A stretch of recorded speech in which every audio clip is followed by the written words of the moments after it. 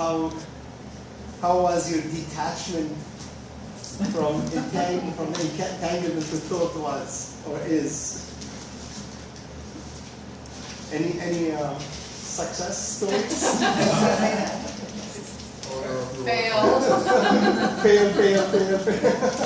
Whatever you want to call it, success. It's like I can feel it right here, and then I go away. Well, that's what they literally are. Yeah. In the frontal lobe. Pain at first. Yeah. So, no, for real. I mean, you were just totally lost in the outer world the entire week. It couldn't be. How come when it gets easier, it gets harder? When it gets easier, it gets harder. Yeah, sometimes it does. Lots of success, but for every success, there was something just beyond it that was harder. This is the what they say, yin and yang, or the negative and positive particles, or the one step back and two steps forward. Is there a one-word answer? Yeah, one word answer is evolution. Okay. That's how everything, we're evolving, and that's how everything evolves. I mean, the dinosaurs evolved to become such huge creatures, and then boom, they disappeared overnight. And then mammals came, and now mammals evolved to become human beings, and then boom. Well, I was thinking, and then the new humans are arise. You know, so to speak, the subconscious human beings emerge out of the mammals, and now out of the subconscious human beings, we have the new species, and literally new species. This is the new humans, the conscious beings. And what does it mean when you go boom? That's a step back. That's a step back, and then you have those intervals in your daily, or in your individual personal evolution. Is you evolve, and then you say something just, an obstacle comes from nowhere, right? Something, everything was going great for a few days. I was conscious, and I was loving, and I was not reactive, and all of this stuff. And then one day comes out of nowhere, and you feel like you're back to your old ways, your old habits. And that's just a step back. well, what I'm referring to is it's like the universe says, oh, you got that? Well, here's something you can practice it with. Right. And now we're turning up the heat. Right. You know what? Because the next crisis is just a little bit bigger, a little bit harder. Right. Because our ego, our mind, loves comfort zones. It just loves to indulge in a comfort zone. We're spoiled beings.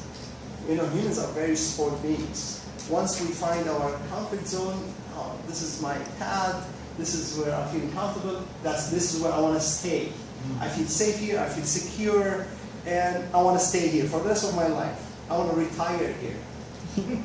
This is our nature. This is a human mind. It's nature. So we should be sitting. And then something comes and tells you get out of this comfort zone.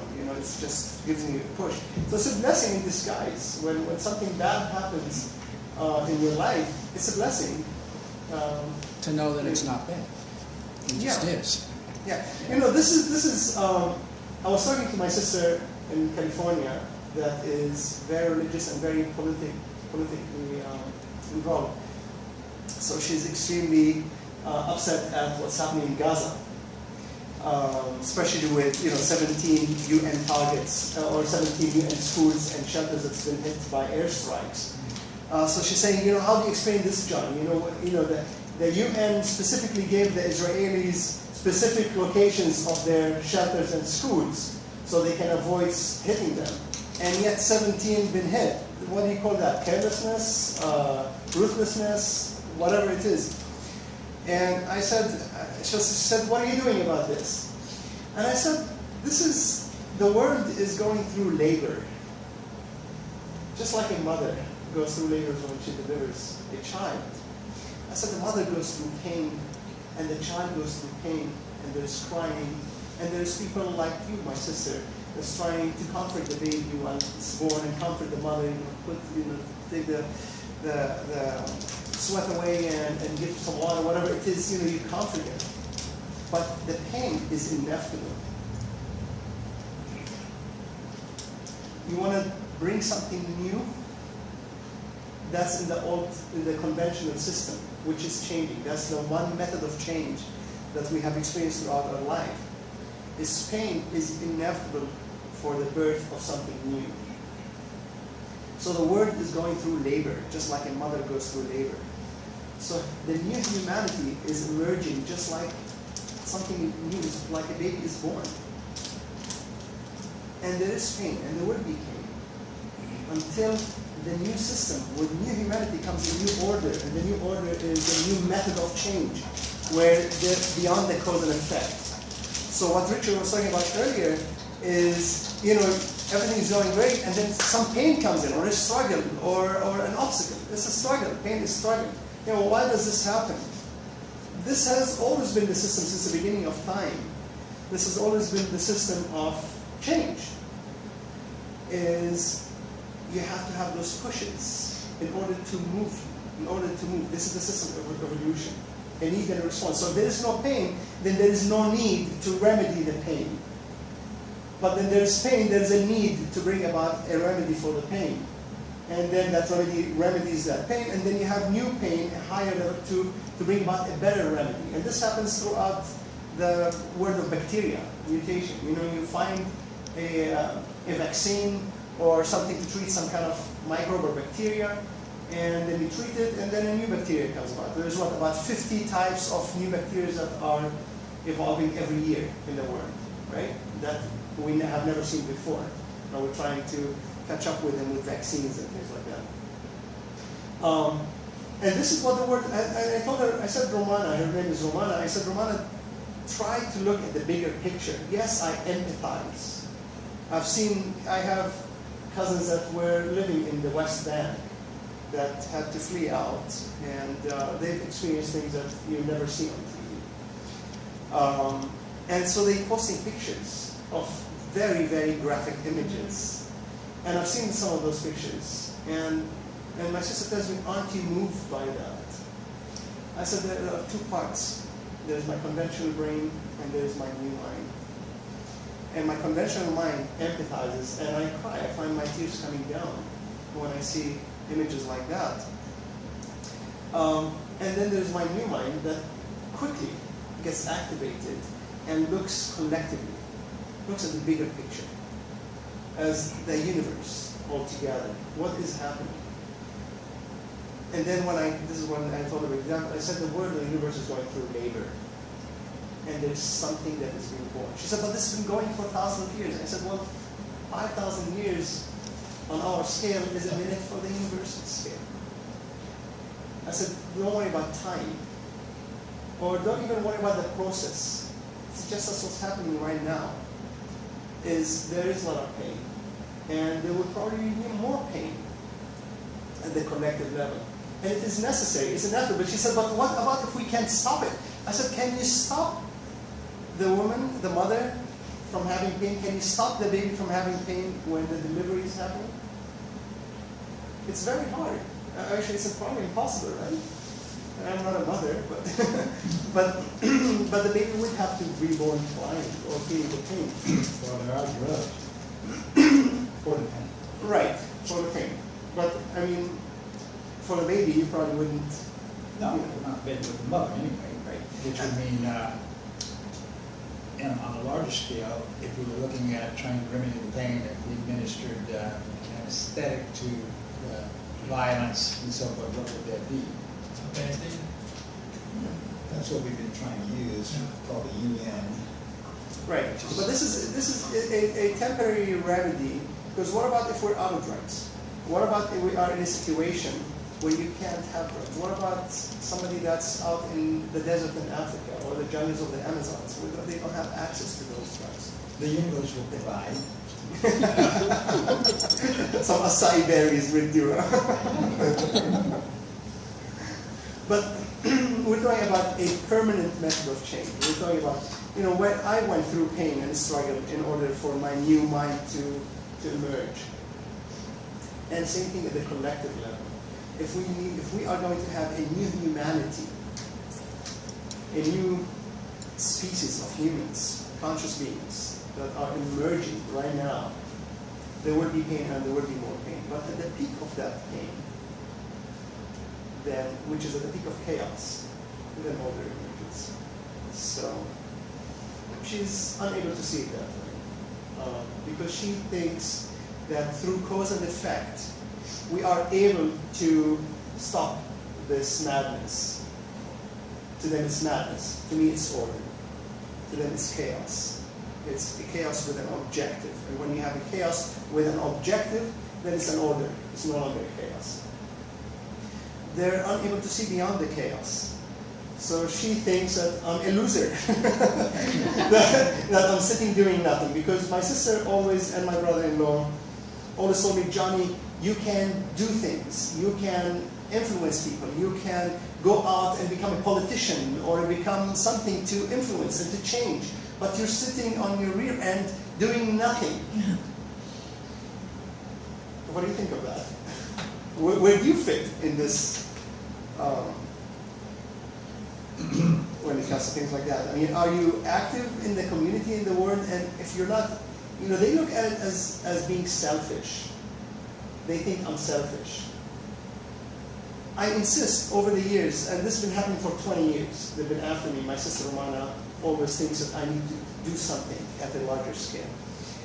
And I've always told her, Romana, you cannot bring peace to anything if you don't become the source of peace. And to become the source of peace, you have to be at utter peace with your own self and with everything else. But when you are peace, not bring peace, when you are peace, you become like a well of peace.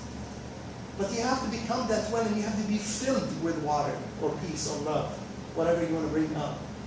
And you can't fill this well from the outside. It has to come from a spring from the inside. But what about if we have a drought for 2,000 years, or for 200 years, or even 2 years? Then this well becomes empty and dry. And then what? You're unable to give peace? You're unable to give love? And the only source that keeps filling you with peace and love is a spring from underwater, from under the ground. There's a source there. There's a huge reservoir, an infinite reservoir of love and peace that can supply this well infinitely. And then, but you gotta fill this well to make sure that you have enough peace to give out to the world. That wasn't convincing. You have to apply cause and effect. You gotta go out and get them. You gotta go out and fight and scream. I said this has been happening for thousands of years. Is the world better now than it was 2,000 years ago?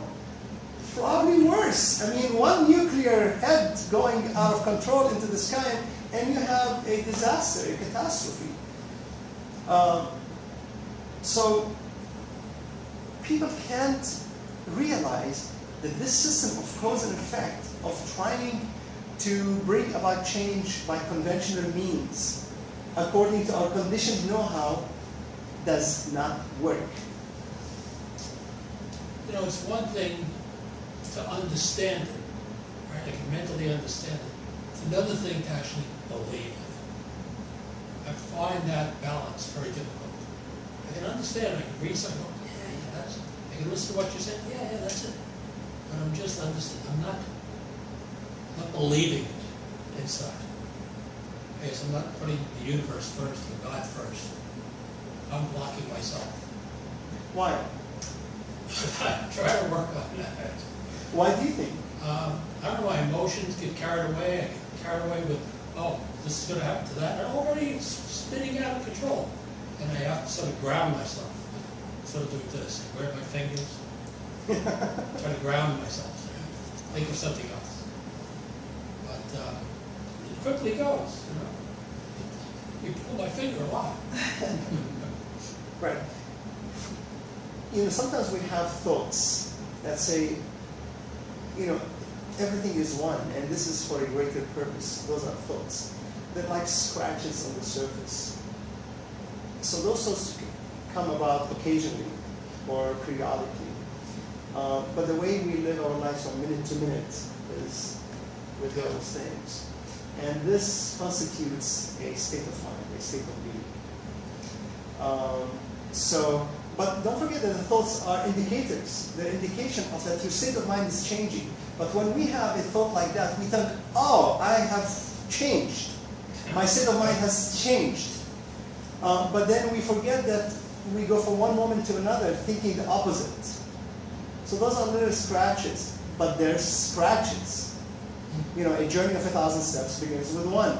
And to dig a big hole, you gotta start with one, you know, with one shovel. I like that one. Right. Yeah.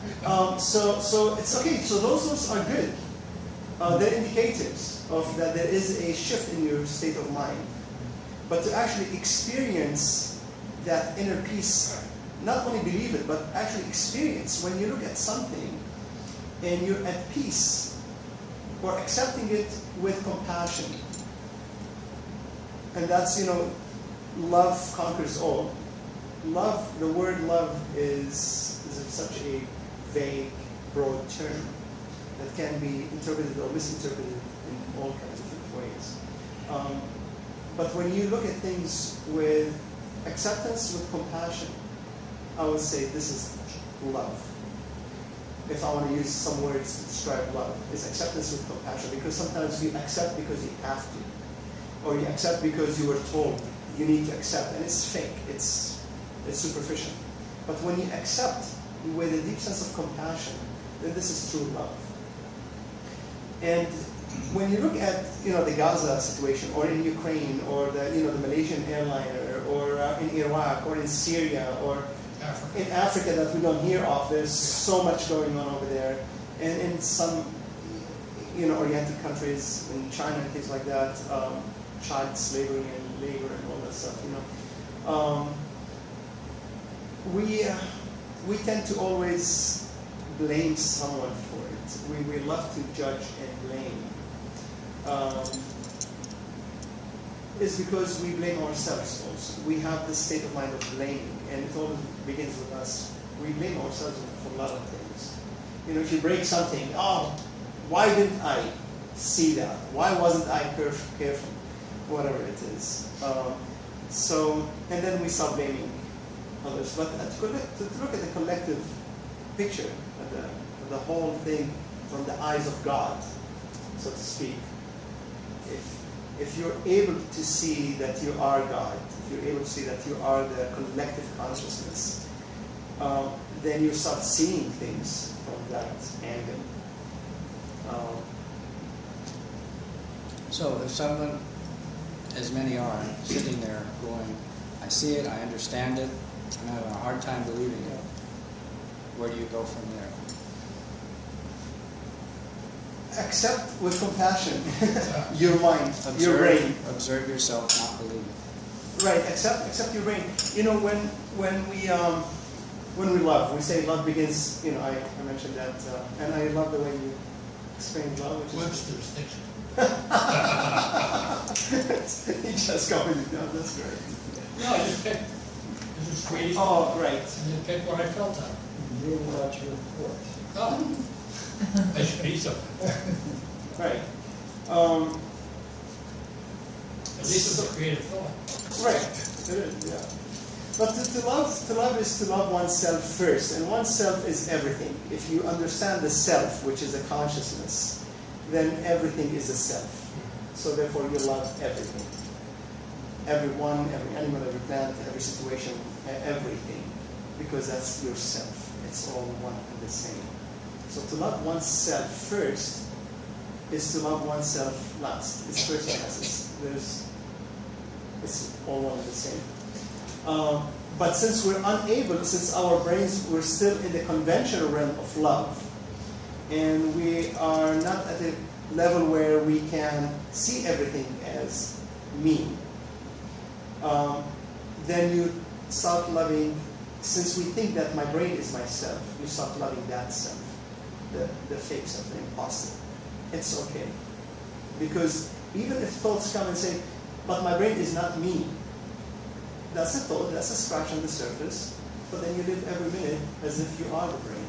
We cannot ignore that because we'll be fooling ourselves. We do live as if we are the brain. We do live as if we are the thoughts. Yes, occasionally we have those beautiful thoughts at New Mind, New Reality meeting, or sometimes, you know, you're sitting quiet and you say, oh, I'm observing my thoughts, that's not me, which is another thought, and you observe that, which is great. but then we live most of the time in the state of I am the brain, and it's subconscious. So we'll start loving the brain. And to start loving our brain is to accept it with compassion, knowing that the brain itself is programmed, is struggling to change, it's like you empathize with your brain. I sometimes, honestly, I look at my brain, my new mind, which is still, the new thoughts, there are some thoughts that arise from that observation. They treat my brain like a little baby. I treat my brain like a little baby because it's still being born. Even although the brain has been made for millions of years, everything in our brain is a product of millions of years. It's still a baby on the universal scale. It's still emerging to become this conscious mind. And so you kind of treat it like a newborn, just like a newborn. Even at the larger scale or the individual scale, you have chaos going in your head, and you have some struggles and pain, even with your own transformation. There's something being born there. Your brain is going through labor. The world is going through labor. It is. And when a woman is giving birth, you treat them with the most tender care. Right? And the baby, when the baby is is being born, you give it so much care and kindness. Just think of the brain like that. Our brain is a little baby trying to survive, trying to change, trying to learn, trying. But don't you really have to control your emotions to control that thought? The brain is trying to control it. Emotions, like grabbing it. Right, and it's the brain that's trying to control the emotion, and it's struggling with it. Right. So all of that you treat it as a baby. Because boy, it goes by itself. When I'm trying to fall asleep, it takes off. Yeah. There at 10. It's like circuits flying all over. I think the trick is to just allow it to be. It is what it I'm is. trying to get to sleep.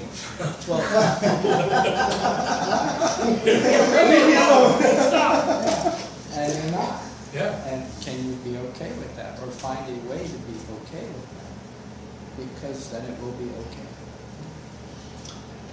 This spring had an experience last couple of days discussing what we discuss here with some very close friends of mine.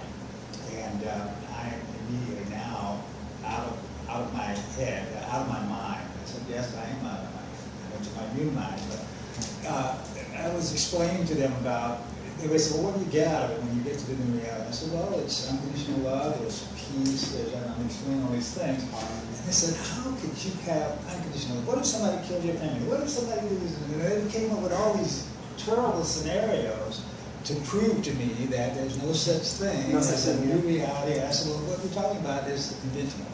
And they've mastered the conventional level. They're very well off. Their businesses and they're retired. Yeah. But they've mastered that, so they cannot see beyond the conventional.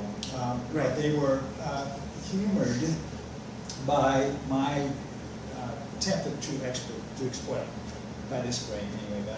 And I just didn't take what they were saying seriously, of course. And this is our teaching, we were scratching the surface here, and so I was employing some of the principles, and I tried to tell them a little bit about this, and it was just so boring. And it was just, okay, you're crazy.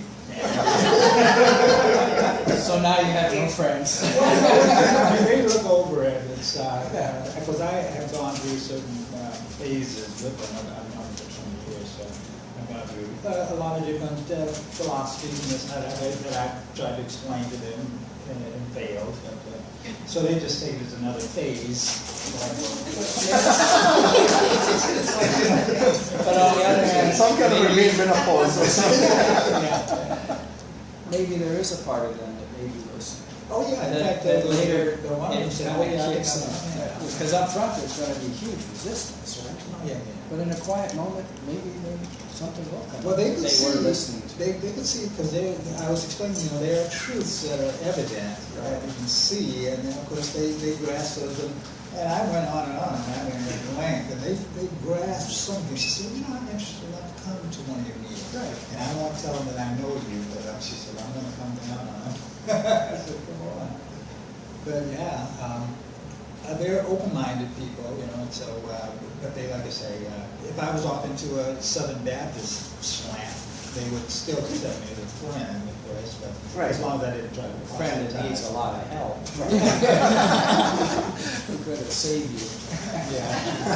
For myself. You know, this is what Linda mentioned before we started the meeting. She said there's a verse in the Bible, or a saying in the Bible that says, all are, Many are called, few are chosen. many are called, few are chosen. There, that's the answer to your You know, friends. your friends are judging themselves and everything by the yardstick of conventionality. Exactly. That's a material world. I mean, another phrase out of the Bible that Jesus says, it's easier for a camel to go through the eye of a needle than for a rich man to enter into the kingdom. Now, what is the kingdom? I think it's like consciousness and life. Right. So they're stuck. They're stuck. Actually, it says it's a narrow gate and few go through. Right. That's another, That's what he said. another Right, Yeah. right. But you know, they're not stuck. They're not even going to the gate. That's not their purpose. Their purpose is not to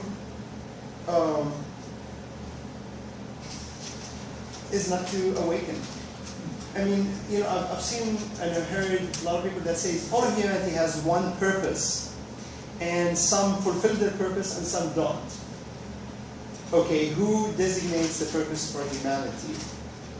If we don't designate our own purpose, we don't know anything about consciousness. It just comes from nowhere and we experience it. Then God designates the purpose for the people.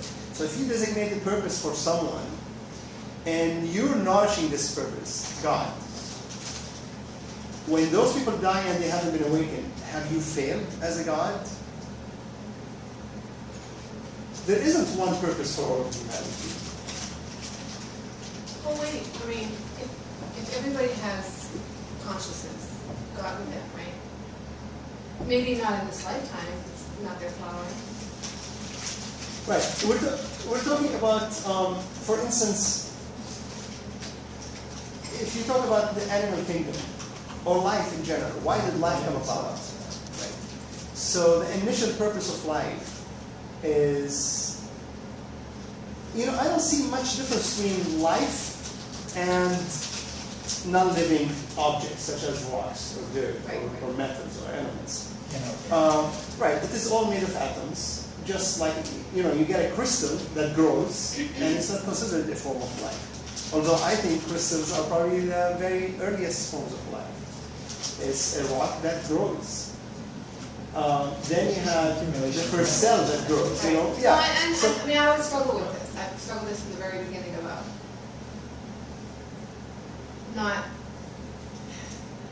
people not flowering at a certain time in evolution at some point. Right. Should they be? Well, if they're no different than you and I, right? You're talking about I'm talking about humanity. like the physical Yeah, humanity? like humans.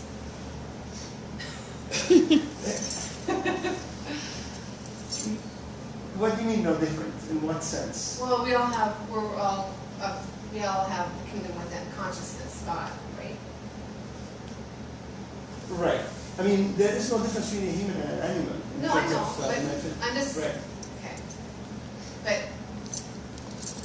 let's just talk about the same species just because, There is something in common with all. right. Right. I mean, I That don't know. we are more or less more conscious. We're aware than and more, yeah. Right. So- We're subconscious, where animals are unconscious. Right. So we're subconscious beings. So that's a perfect example. So you have animals that are unconscious beings. Even dolphins?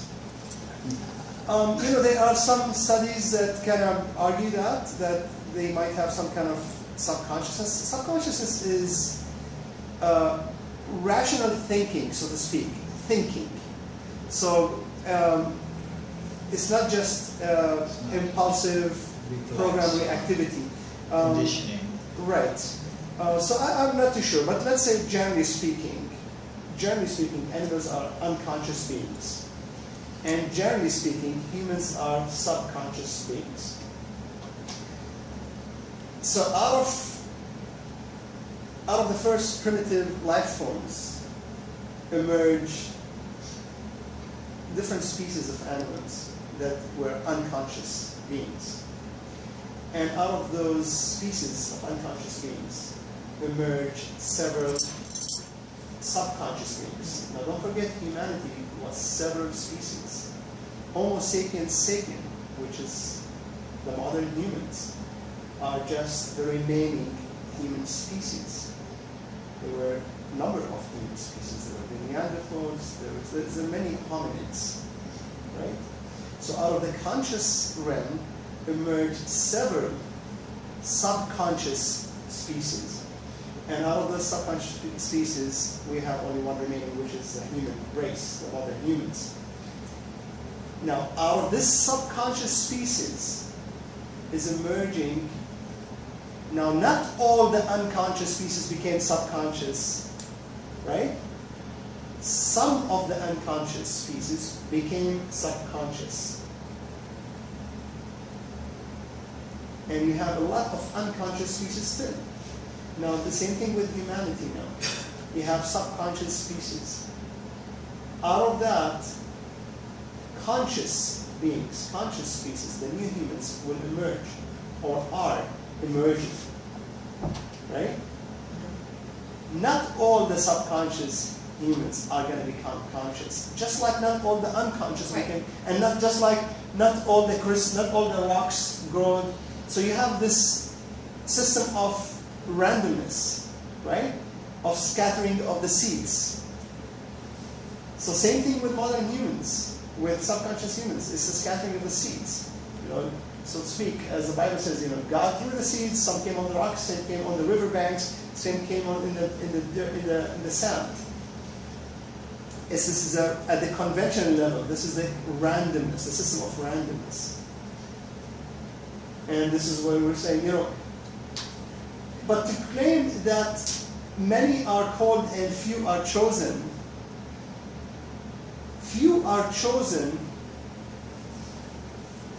is very misleading. It's like saying that God sits and when you're born says, aha, I like you. You're going to be my next conscious being. And I don't like you. You're going to say subconscious. It doesn't work like that. So chosen is probably the wrong word. Or it has to be interpreted in the right way so nobody feels superior to nobody. Because, like for instance, some religions, some people feel that they are the chosen people. And they take pride and superiority in that. We are chosen. And in some cultures around the world, even in the Orient, there's few cultures that believe that they are chosen.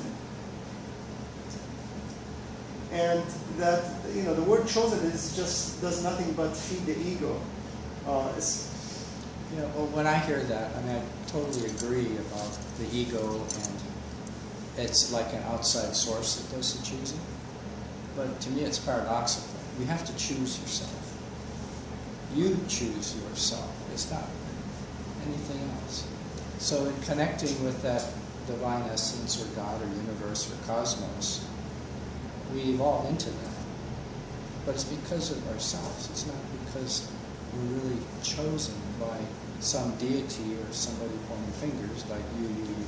So, very paradoxical. But choice leads people to believe in a conventional way towards that ego type of connection. Right. Chosen is we get to choose ourselves. Except if there is no free will and consciousness evolves, that we're not choosing ourselves. It's like, okay, it happens, it doesn't happen. Right. Many are scattered, few grow.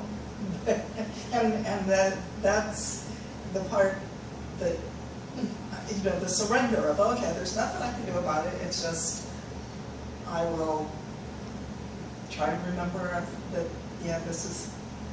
I'm here, it's just a thought, I'm receptive, blah, blah, blah, blah, blah, and go back and get lost, and okay, now I remember, it's just a thought, but it seems like I'd just as soon be just as subconscious or unconscious. So back to your example about the seeds being thrown and they fall different places, that creates variety, wouldn't it not? So in variety, which should be necessary in terms of experience, as you see. Because if everything was the same, which it is, but there's all this variety and all this chaos, that's where it can get confusing, right? To me, but I like the example of things falling in different places and they grow, and some flower, some don't, some grow really tall. The variety and physical experience is robust. Right. Yeah, when we realize that we did not choose to experience this drive towards awakening, there is at no point in your time you came and sat and you said, I want to become a conscious being. Just it's a process, and then you start experiencing that you're drawn to something, even a book that you read or whatever it is. And then the ego takes ownership to that and say, oh, then I want to become conscious. I like what I read, I want to become conscious. But the only reason why you read that book and you like it is because you're already becoming conscious. So to say that we choose, so since we did not choose where we fell, if we were a seed that fell at the banks of the river, and we didn't choose that, then also we don't need to choose how to grow. Because the seed is, right. The seed is already instructed how to grow. It already has the information how to grow. So there's really, like in the sense, there's nothing that really we should choose. Like we do not have free will. And every choice we make is based on programming. We do not have any the brain does not have any free will.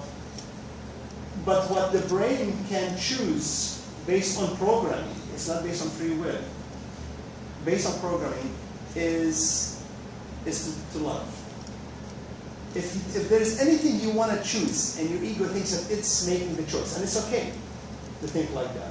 If your ego thinks, I am going to choose to love, it's okay. If you're able to love, it's because you are made to love. You are a conscious being, and we talk about unconditional love. That's what I mean by love. And that's just acceptance with compassion, right? That's all it is. Right, but then how to, what is acceptance with compassion, and how to apply it to your own brain and to everything and everyone, at the bigger picture or at individual levels. So, how to love, and I've heard it all. Love, how to love. There's all kind of, ideas and interpretations of love. So is it a force? Is it form? Is love a form or not? The actual, we bang about the term, and you said it's bigger than how we conventionally define it. But is love a force? It would have to be a force in the universe, and it would have to have emanated from the Big Bang. And I'm trying to get that connection. The Big Bang was came from nothing, but it's expanding, and it's our universe. And we are now the dust settling after the Big Bang. And love is infused into that process somehow, which is what we're grappling with. Then go ahead. Like, I would say love is the nature of nature. Love is the nature of existence. It is its nature. So existence itself, which is consciousness, is love. And again, love is being, when you're at, another word for love is peace, unwavering or utter peace. So that doesn't sound like force. Right, so, or you can use another word, harmony, for love. Love in conventional standards is affection, is this and that. That's conditional love. Actually, we should maybe invent a new word. Yeah, love is. Because it's so. Love is something. Right. I mean, love as we know it is conditional love. You love someone. Right. Why you love this person more than this? Yeah. Right. That's what we did now. Right. Next year. Right. So let's evolve with our love here.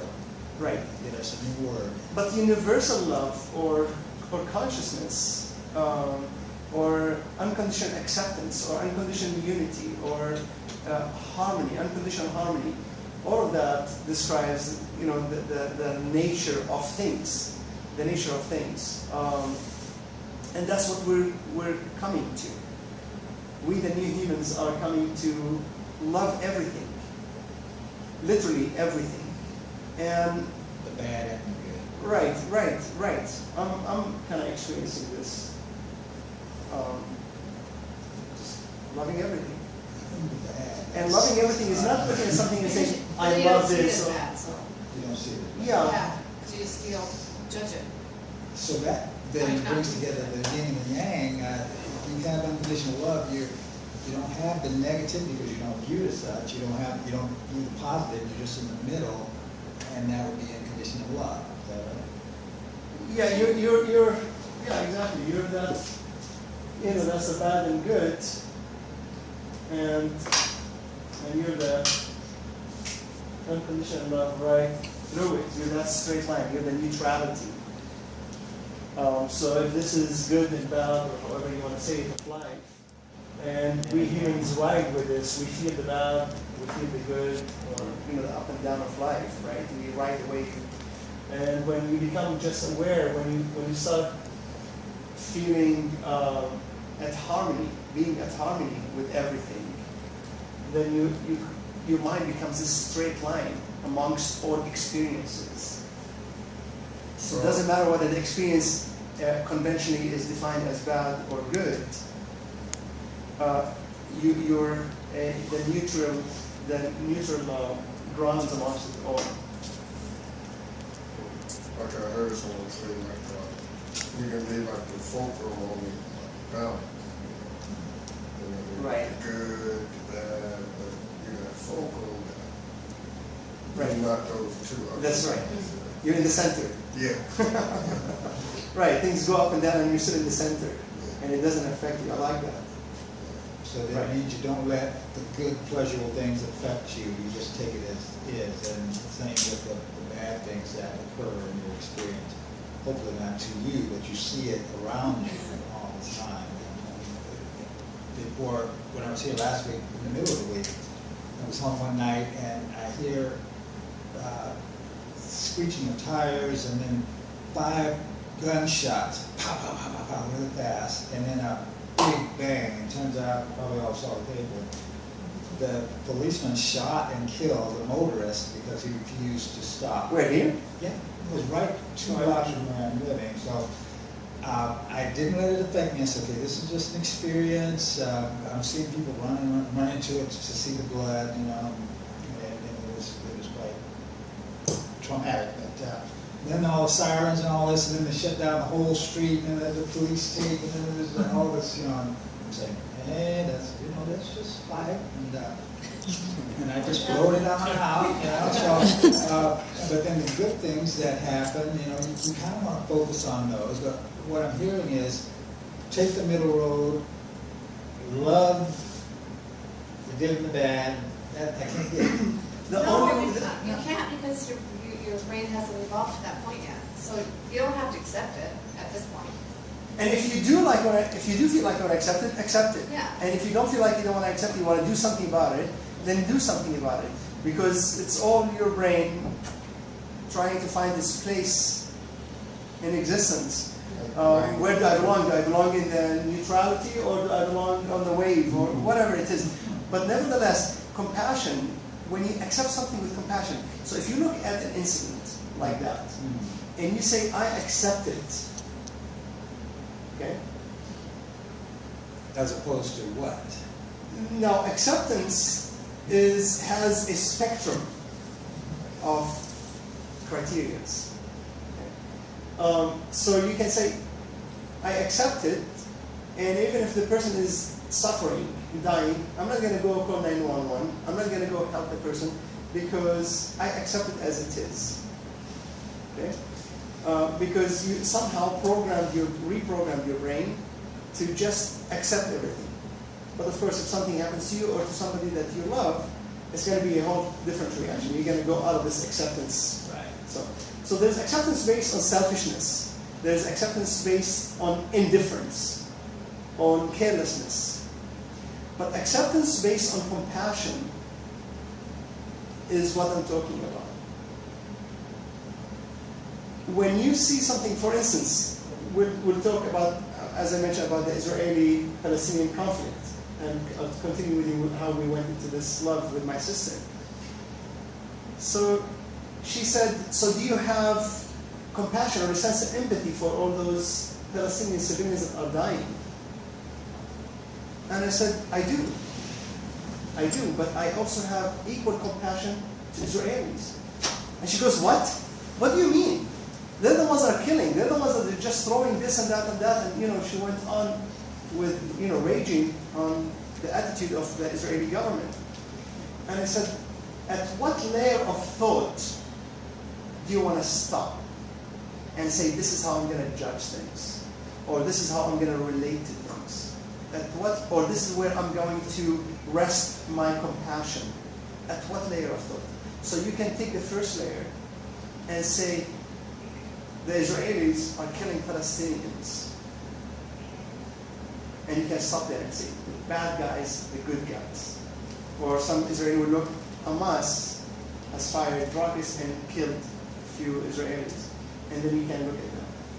But then you can look at a deeper level of thought. Go down in thought.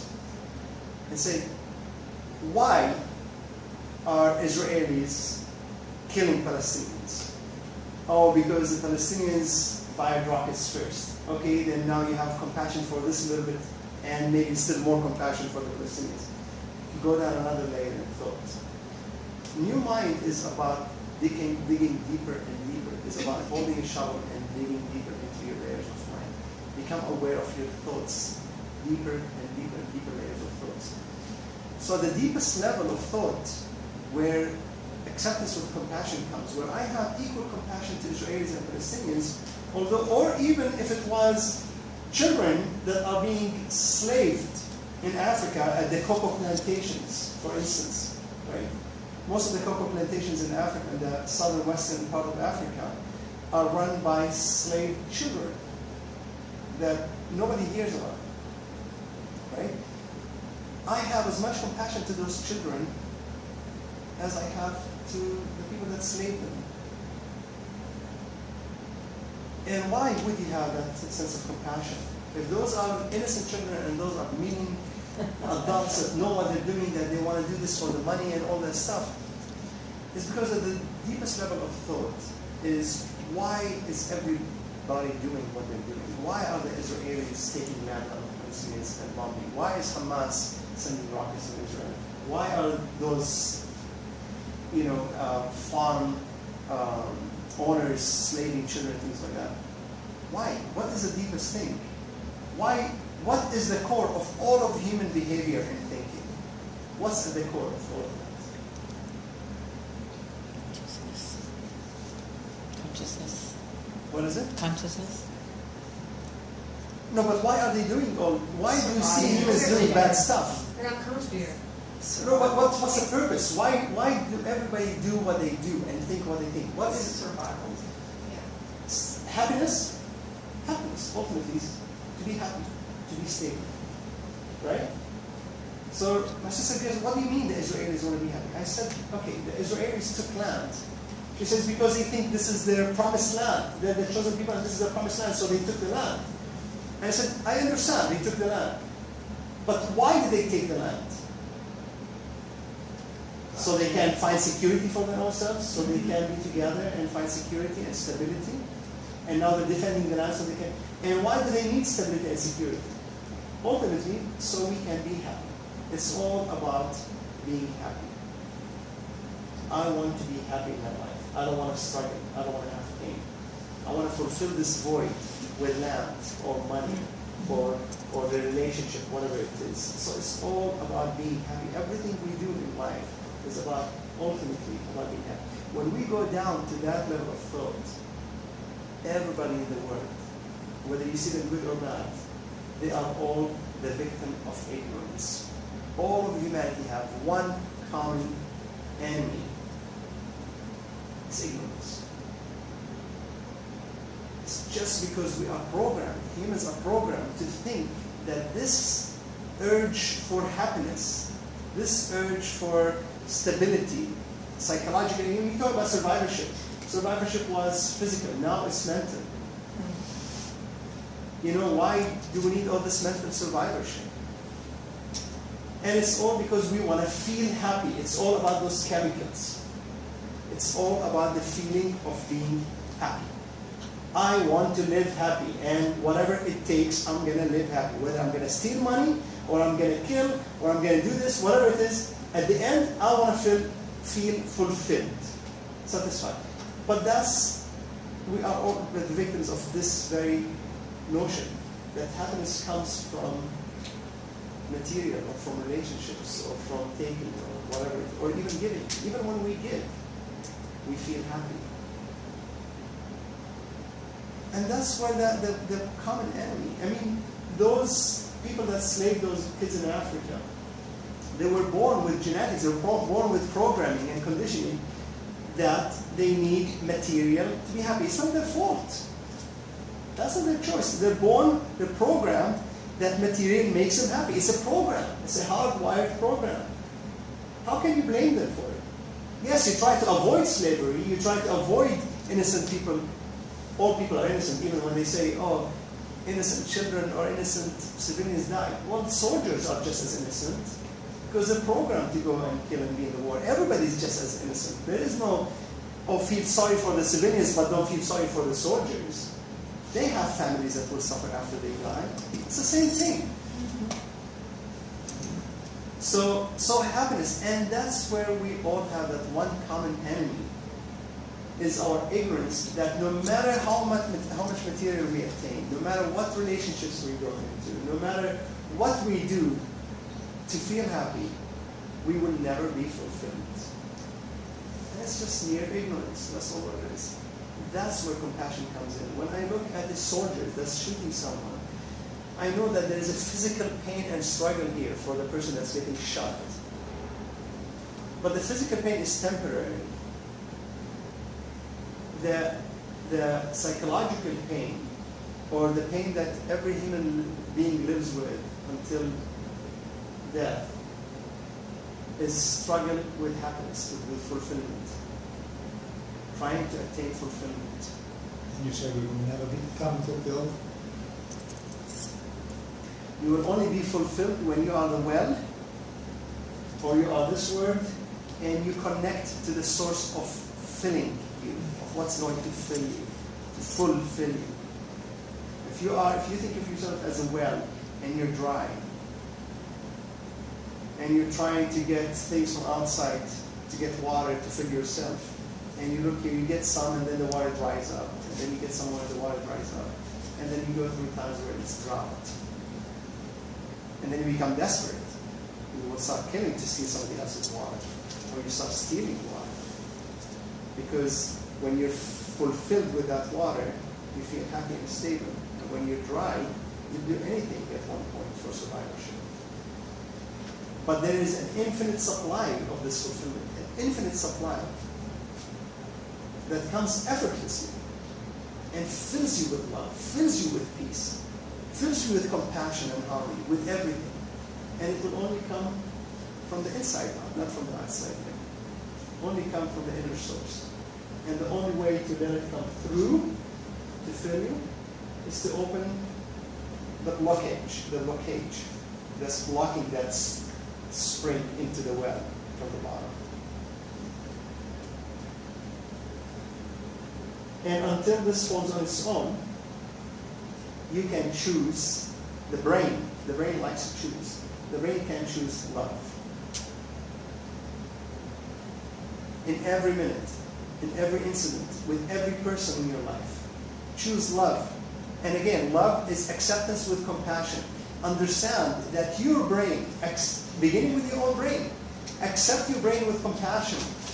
That no matter what your brain does, even if you think you did a horrible thing, no matter what your brain does, understand that the brain is programmed to bring its own fulfillment from the wrong places. And when you accept it with compassion, you open it up to the source of fulfillment. feel sorry for your brain. Whether you want to sympathize, empathize, whatever goes under compassion is fine. But treat your brain like a little baby that's being born with tenderness. And don't blame yourself, and don't regret, and don't feel guilty. Just understand that your brain is in the process of emerging. So, Johnny, we're in the process of forgiving ourselves. That's the conscious portion of ourselves that's actually doing the forgiving of the brain, correct? It's not even forgiving. The brain didn't do any. Compassion is not forgiveness. That's a misunderstanding. When you have a sense of compassion for something, you're not saying they did something wrong, but I forgive them. That's not compassion. Compassion is understanding why they did something wrong. Is okay. Is compassion also is like condoning. It's beyond forgiveness. It's okay for the brain to do something wrong. It's okay for people to do what they're doing. And it's okay for people to try to stop those people. That's why I told my sister, she goes, what do you mean it's okay for people to kill people? I said, are they killing them? She said, yes. I said, do you want to go try to stop them and voice or do something? I said, that's okay as well. There's two sides to the coin. So it's not, she goes, they think that when I accept things at this level, they think that I'm being careless. That it's okay for all this pain and struggle to happen in the world. But also it's okay when I go and try to do something about it. When my brain wants to do something about it. That's the other side of the coin. So compassion is really, I don't know if there's the word condonement, but to condone things, saying, not only forgive, but also it's okay. It doesn't make any sense at the conventional level. But this is looking from the bigger picture. I understand what you're saying, and I'm trying to get to the point where the practice becomes a natural thing, saying, okay, the brain is programmed to want happiness, but it can't be fulfilled. You understand that deep down, and that understanding comes from not the ego, because the ego wants it the other way. So what we're getting at is we're changing to the point where we can see that our ego is conventionally programmed, and we're stepping back from that and employing compassion, but that compassion is coming not from the ego, it's coming from somewhere else within ourselves. Right. This is the thinking new mind, let's say. The ultimate purpose of the new mind is to be an observing mind, not to think, just to be open, just to observe. But until that process happens, now you have new thoughts, right? You have new thoughts about things, where before you used to have different thoughts. You say, oh, this is wrong. Now you're saying, well, looking at the bigger picture, it's not that wrong. So now you have new thoughts. So part of the new thoughts, your new thinking, is to understand that it's okay for the mother and the child to go through pain when the labor is taking place. And apply that metaphor towards everything that you see in it, whether it's a conflict within your own personal life, or whether it's a global conflict, or whatever it is. It's okay because something is, and the Bible talks about that. I think the Bible talks about, there's a verse in the Bible that my sister mentioned, I forgot the exact verse, that through struggle and pain comes something new, or something like that, of that sort. Which is very true. So when you see pain within your own brain, accept it with compassion, thinking that, when you look at a mother and a child, you're compassionate towards both of them. They're going through pain, they're going through struggle, and you feel compassionate for both of them. But you know that a new birth is coming, something beautiful is being born. And that's how things happen within your life, or within the global, at the collective level. So to see pain and to see struggle, and trying to comfort the struggle, just like trying to comfort the baby and the mother when the labor is happening. And if you see somebody trying to hurt somebody, you want to go stop them and comfort them both. That's the other side of the coin. It doesn't mean that you have to sit and say, oh, let them fight, let them kill each other. I don't do that. But even if you felt like you want to do that, let that be too. But the more conscious you are, the more you will see that you're becoming more empathetic also. You're becoming more attentive as well. your brain becomes more attentive. You become more of an efficient instrument to resolve the conflict.